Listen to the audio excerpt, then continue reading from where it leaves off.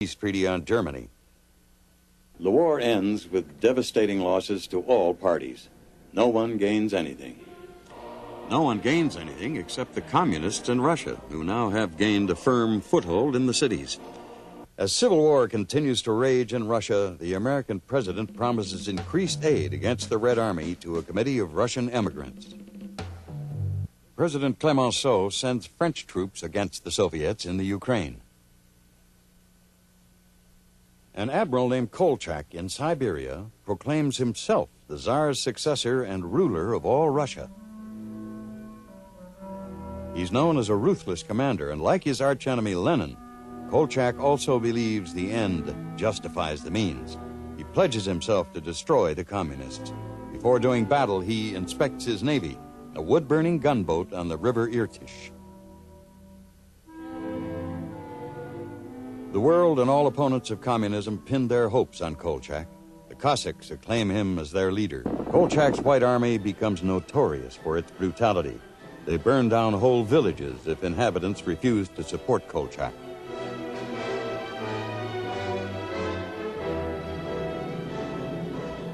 In Omsk, Kolchak is crowned Tsar by the church. The priests hate and fear the Soviets, and not without reason. The church and Kolchak are all in the same boat. Trotsky is everywhere, on every front. Again and again, he whips up and keeps alive the spirit of the Red soldiers who are battle-fatigued, short on weapons and food, and lack initiative. The people have only one idea: to save themselves from starvation. From Tsar to Lenin, the wheel of fate has come full circle. From autocracy through democracy back to autocracy. At the front, the Bolsheviks go from victory to victory. Kolchak's troops are pushed back, and Kolchak himself is captured, and after summary trial, he is shot. But the communists have not established their rule over the whole of Russia yet. In the northwest, the Tsarist General Udinich forms a new force. In Estonia, he gathers the cream of the Tsarist army around him. There is one officer for every 8 men. Great Britain supports Udinich and sends him weapons and equipment.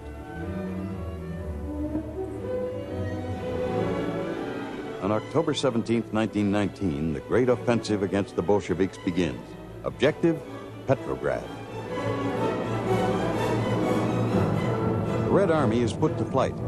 14 miles from Petrograd, the victorious White Army takes up its position. The Red Army panics. Lenin doesn't think Petrograd can be defended. But Trotsky realizes that it is not just the city which is at stake, but the victory or defeat of the entire Red Army. He inspires a new will to fight. Every able-bodied man is armed. Trotsky proves himself to be a great leader. All streets in Petrograd are closely guarded. Now, the Red Army counterattacks. Trotsky is relentless.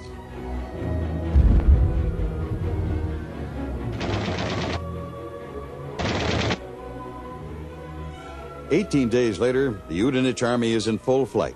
The Tsar's corps of officers are defeated by a man who has never had a lesson in military strategy in his life.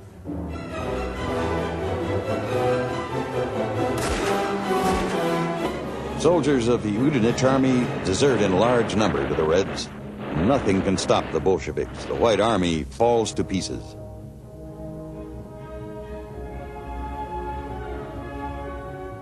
Trotsky, the engine of the attack, seems to be everywhere at once. Victory of the Reds is complete. The whole of Russia has become a Soviet republic under the rule of the Communist Party. Trotsky, the supreme commander of the Red Army, has a day off. After victory, the Soviets have one paramount problem: how to feed the people. The soldiers become peasants and farmers again.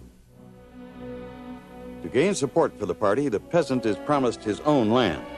At first, the large estates are divided among the peasants, but later, it's decided that owning even the smallest plot of land is against the aims of the party. The privately owned land is taken back from the peasants, and they're forced to join collective farms. In order to legalize his government, Lenin holds free elections. These are the first free elections in Russian history.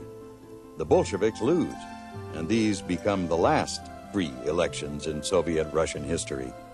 To him, human society is a machine. The honor and the lives of the proletariat are secondary to the interests of the party. Lenin has no idea who would reap the harvest of his toil. Yosef Dugashvili, later calling himself Joseph Stalin, is lurking in the background. As a student, Lenin's ideals grew on the theories of Karl Marx and Friedrich Engels.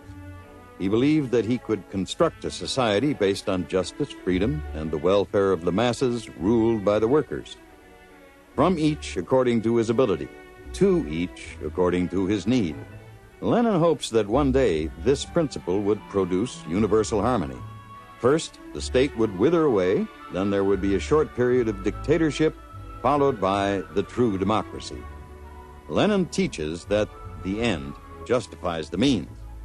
Western socialists predicted that Lenin's method could lead to the dictatorship of one man above the party. Lenin himself opposes leader worship, but he does not live to see what will happen to his revolution. On January 21st, 1924, at the age of 53, he dies. At his coffin stands Stalin. Leon Trotsky is somewhere in Siberia recovering from an illness. Stalin sends a telegram saying Trotsky must take care of himself. His health is invaluable to the party and the state. He must not exert himself to come to the funeral. In fact, this was the day that Stalin began his fight for power. Trotsky, beloved and admired by the people, is the stumbling block to Stalin's ambitions. Before his death, Lenin recommended that that crude man Stalin should be removed from his office as general secretary of the party. He's holding too much power in his hands. With the rise to power of Joseph Stalin, the stage was set for Russia to start moving